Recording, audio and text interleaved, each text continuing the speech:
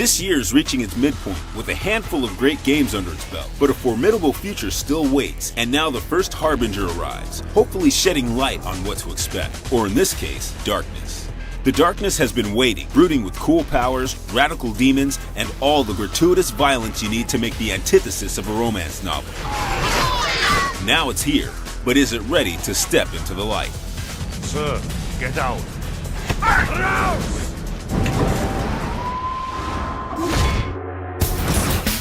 The darkness takes the salient points from its comic book heritage and runs with them. Some liberties are taken, but it's safe to say that it's all been done to make a stronger narrative. And it is strong. The game starts with your alter ego, Mafioso Jackie, crotch deep in trouble with car chases, bombs, creepy uncles, and birthday cake. Happy birthday, rat face. You're finally legal. Most people head to the bar on their 21st birthday, but Jackie manages to inherit demonic powers and the contempt of his adopted uncle and mafia don, Paulie. You know, you've been a pain in my ass since the day I met you, Jackie.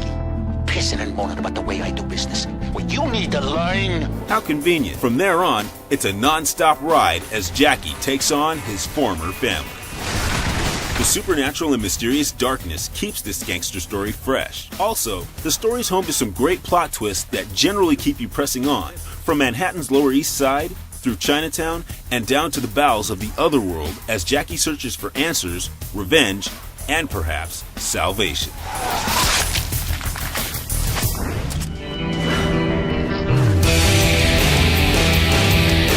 Non-linear has become a holy grail for games these days, and the darkness tries to get its tentacles around it.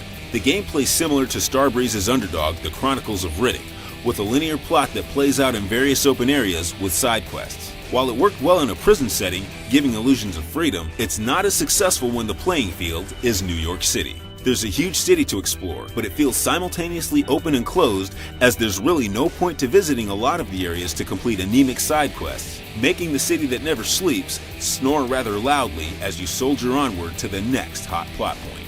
The entire game is designed around the use of light and dark. If you stay in the light too long, Jackie's powers will fizzle, so you're constantly monitoring light sources and taking them out to make sure his demonic pursuits remain viable. Jackie is leveled up by eating the hearts of his victims, but it merely increases the abilities he has instead of giving him new ones. The boss battles are infrequent, and are ultimately more about unique combat scenarios than fighting building-sized creatures.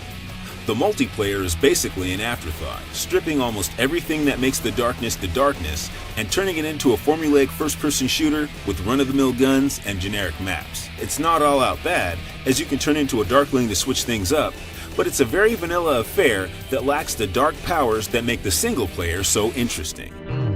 The false sense of freedom comes across as garnish, pretty to look at, but lacking substance, like the multiplayer. Fortunately, the main quest moves at a good pace, even if Jackie doesn't. You'll get around 10 hours of playtime out of the darkness, and the multiplayer doesn't extend the experience much. What's the password? Developer Starbreeze has spit-polished the dark into an ambitious gem.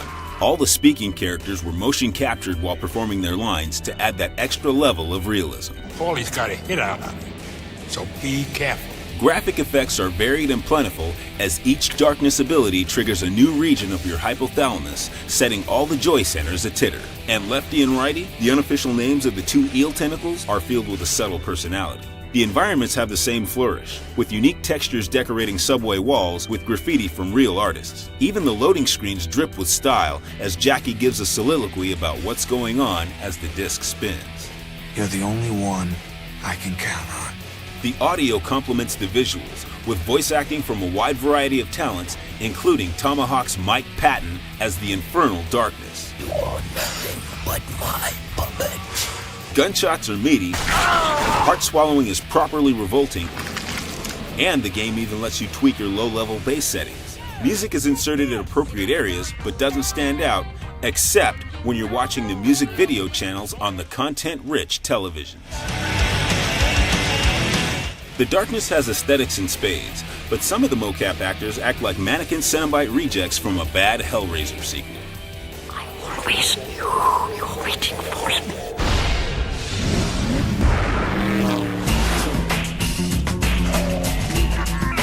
Jackie has a plethora of execution kills and darkness gifts, making all sorts of cherry stains on the cold, dark concrete. The powers come to you one by one. Same with the Darklings, little critters that can be spawned from dark holes to help you with combat. They're fun to mess around with, but they always seem to be just left of perfect. The tentacle is great for poking out lights, but moving things around is a chore. The creeping dark stealth mechanic is awesome, and so is retracting it to your side, but crawling on walls and surfaces is often disorienting.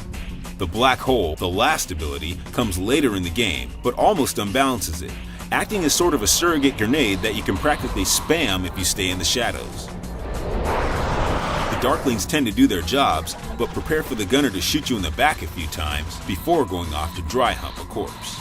The control always feels a little loose no matter how much you tweak the sensitivity, and you'll need to make an uneasy truce with the auto-aim for shooting out all the troublesome lights that sap Jackie's power. Not that he's in much of a hurry, he cruises around at a single speed, slightly above walking, but well below a trot.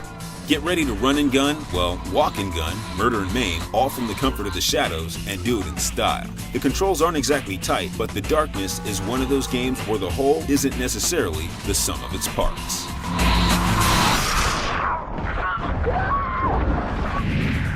The Darkness is an ambitious game that provides an extremely unique experience. It's like a great amusement park ride, fun while it lasts. But peel off that shiny paint and pause the adrenaline rush, and you see that there's some core problems hiding in the shadows, like underlying structure and play that just don't completely congeal.